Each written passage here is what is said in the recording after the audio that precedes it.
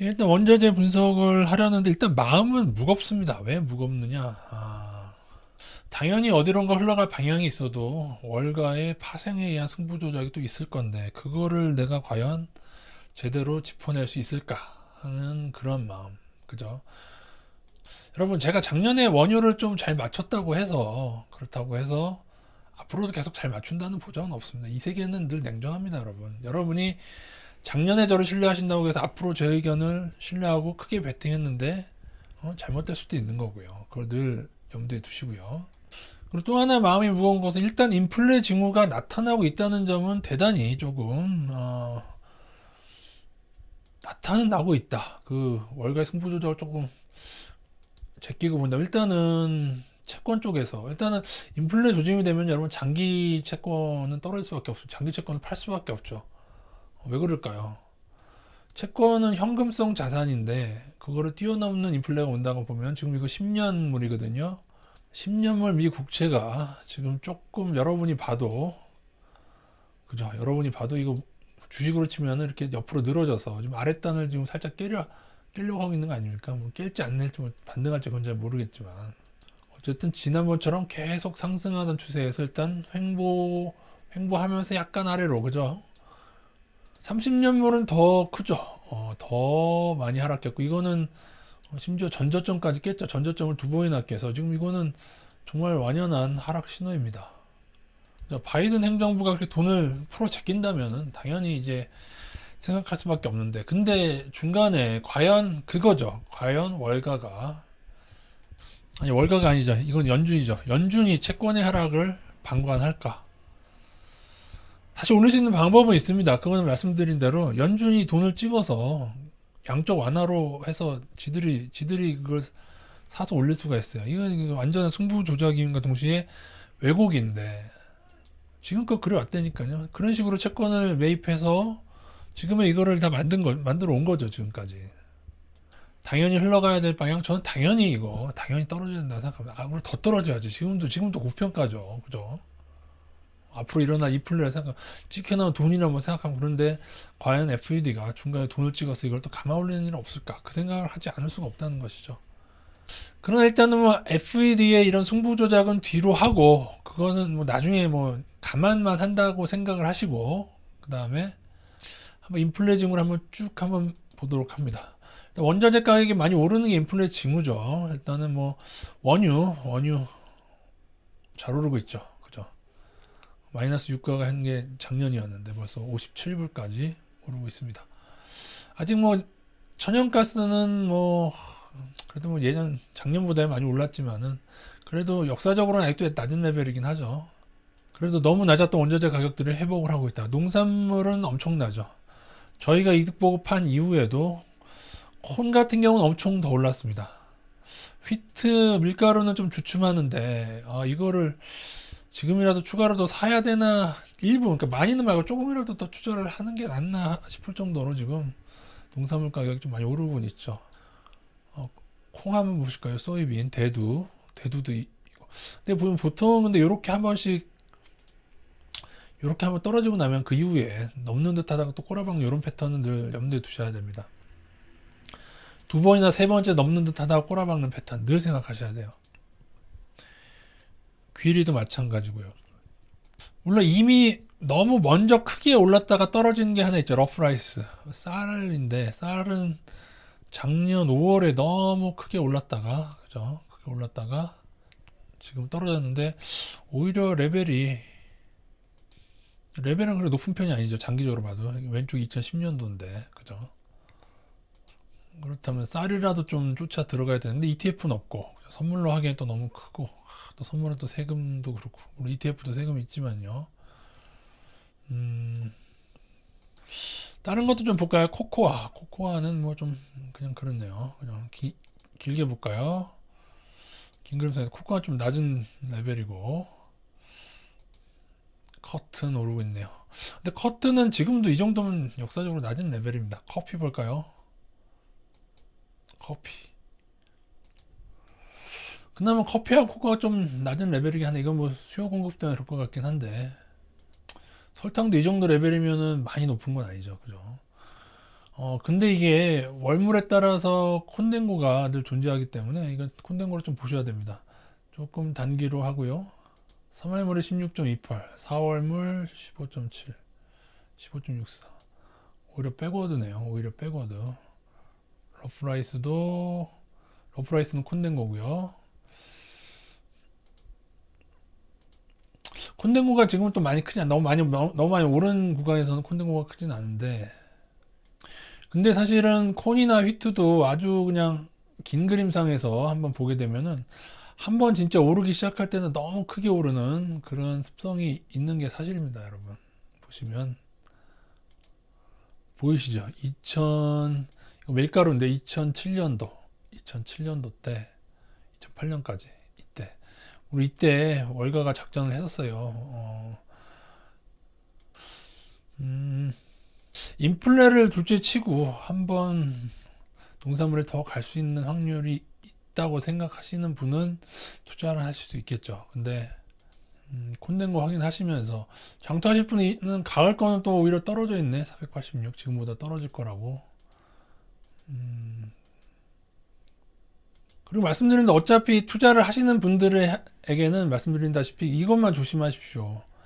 언제나 넘을 듯 하면서 쫙 올렸다가 그 다음에 넘는 듯 하다가 이런 거 굉장히 여러 번 하기도 합니다. 여러 번 하기도 하고 늘 넘는 듯 깔아앉고 넘는 듯 깔아앉는 걸 좀 여러 번 반복하면 오히려 하락 가능성을 보시고 넘을 거면 한 번에 쭉 오르는 경우가 많죠. 그죠? 그거 조심하시면서 투자하시면 될 것 같습니다. 금도 요즘에 반등은 나오고 있는데 이거 조금 저희가 금속은 조금 정해야 될 것 같습니다. 어느 지점을. 그래서 어디를 정해있는 게 나을까? 이것도 참 잘 잡아야지. 이거 잘못 잡으면 나는 여기까지는 아직 하락으로 본다. 여기까지는 하락으로 본다. 아직 아니다. 근데 이걸 통과하면은 반등으로 보겠다. 아니면은 나는 조금 더 위로 여기까지 보겠다. 이걸 돌파하면 상승으로 보겠다. 그래서 어느 지점을 정해서 제가 볼 때는 아랫단이라도 좀 뚫게 되면은 조금 더 빠르게 따라 들어가는 방식. 저희가 좀 떨어질 때마다 모으고 있지 않습니까? 근데 제 생각에는 요거 못 넘게 되면 다시 하락하게 될 것 같은데 그래도 조금 이것도 어떻게 보면 쓰리바닥 쌍바닥 반등권이긴 하죠. 이 역시도 월가의 그 승부 조작만 없다면 제 생각에는 하락이 사실은 너무 심하지 않을 가능성이 더 크다고 얘기하던데 근데 그럴 수가 없어요. 이거 금은 월가가 승부 조작하 왜냐면 금이 또 너무 올라버리면 그게 달러에 우호적이지가 않거든요. 그죠?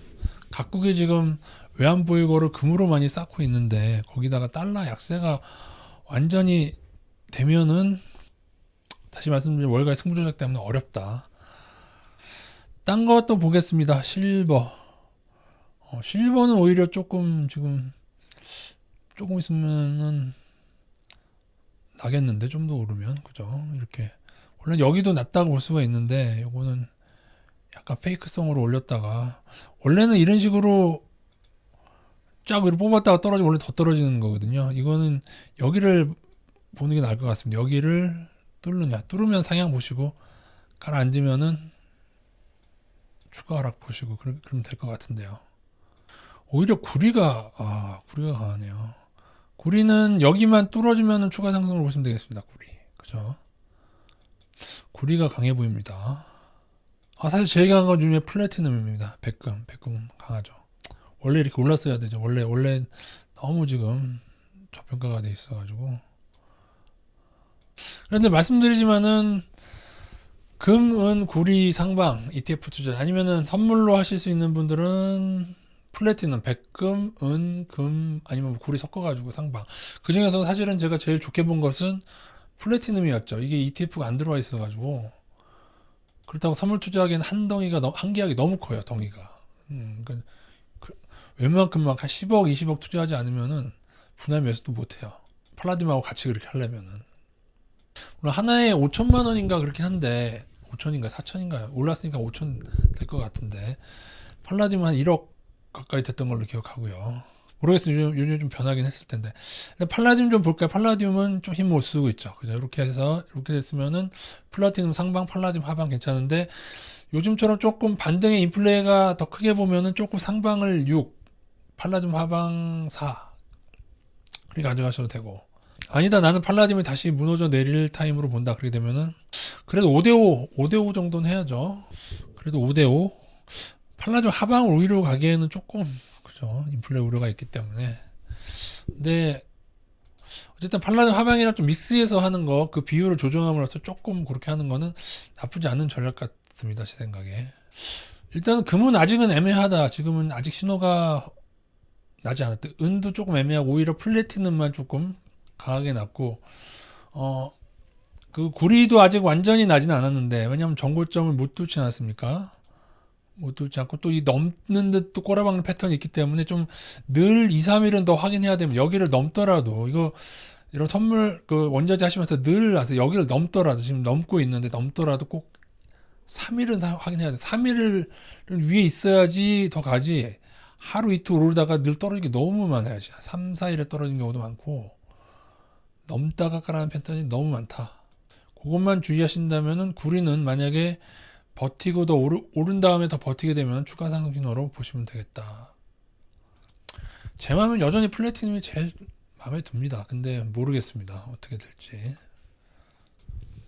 그러니까 이게 좀 답답한 겁니다. 인플레가 우려되면 사실은 금이나 금속을 투자하는 게 맞는데 이놈의 월가가 또 어떻게 할지 아니면은 정말로 다시 채권을 매입해서 그러니까 채권부터가 거기서부터 조작이 이루어지게 되면은 또 달러를 지킨다는 거거든요. 근데 그건 있습니다. 요거는 꼭 알아두시는 게 우리나라 채권 동향으로만 본다면 달러가 좀 탈출하는 느낌이 많이 듭니다. 그러니까 제가 봤을 때 우리나라 채권에 엄청 들어오죠. 그 누구겠어요? 달러 자본이에요. 달러 자본. 미국 달러가 우리나라로 들어온다고요. 물론 중국 것일 수도 있겠지만은 대다수 보면은 채권 대부분 달러입니다. 미국에서 옵니다. 그러면 지금 이렇게 우리나라 채권에 많이 들어오고 다른 나라도 마찬가지일 것 같아요. 제가 볼 때 달러가 지금 다 나가고 있는데 그렇다면은 이것을 움직이는 애들의 판은 결국에 조금 장기적으로는 달러 약세가 아니겠는가. 그렇게 봤을 때는 인플레가 우려가 된다. 달러로 표기되기 때문에 인플레가 우려가 되는데 그래도 여러분 달러가 약세로 가도 원자재는 오르지 않는 경우도 있어요. 그럴 수 있어요. 왜냐? 원자재라고 하는 것은 달러로 표기되지만은 늘 말씀드리지만 달러 대 원자재 하기 전에 화폐 대 원자재가 있거든요. 화폐 vs 금. 이걸 먼저 생각을 하셔야죠. 그래서 달러도 고평가, 원자재도 고평가하면 달러랑 원자재는 같이 떨어질 수도 있는 거예요, 여러분. 그리고 그 화폐 가운데서 달러 강세는 달러 인덱스라는 달러 강세는 달러와 뭐 엔화나 유로화 뭐 위안화하고의 비교니까요. 그거는 조금 또 다른 개념이죠. 그죠?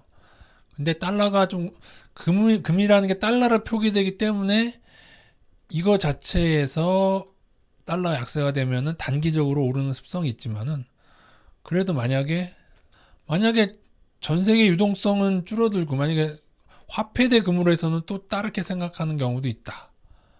자, 실마리는 잘 안 잡히죠. 근데 제 생각에는 차라리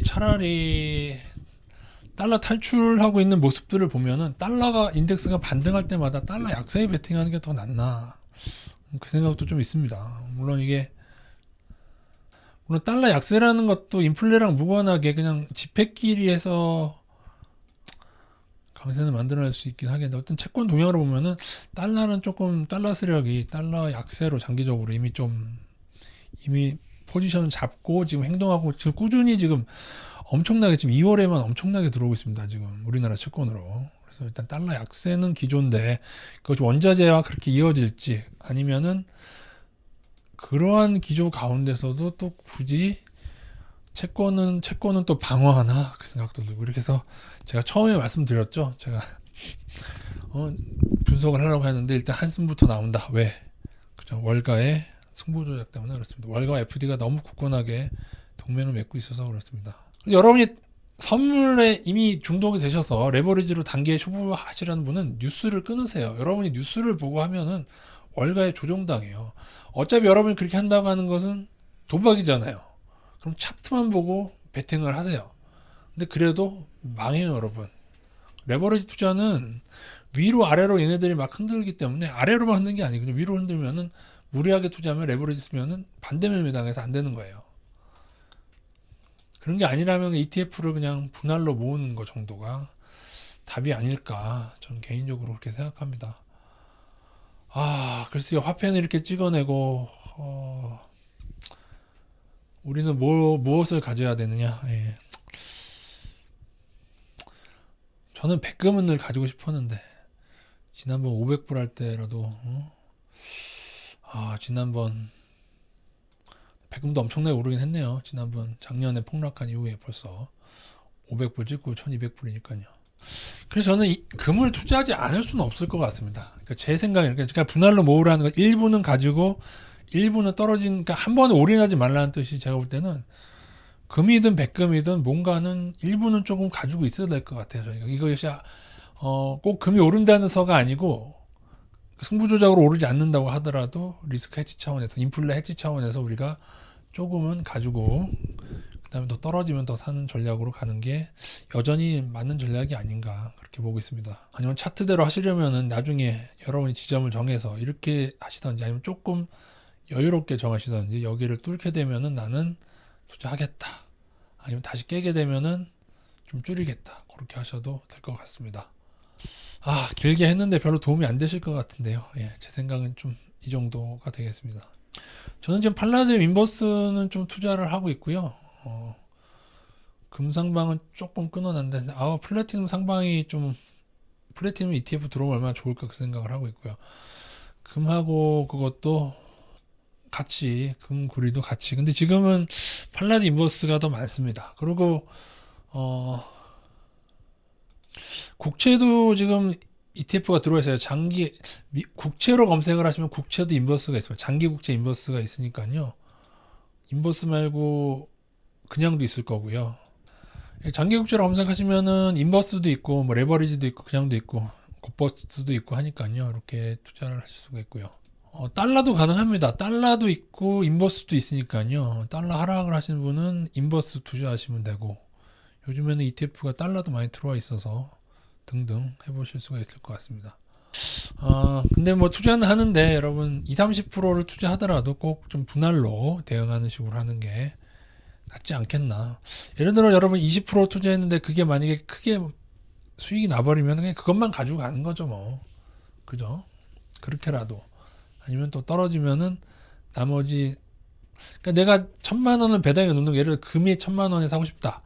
그럼 200만 원은 들어가 있고 800만 원은 떨어지면 사든지 아니면은 뭐 신호가 나면 좀 더 넣는다고 생각하시던지 뭐 그런 식으로 하시는 게 답이 아닐까 생각됩니다. 이상입니다.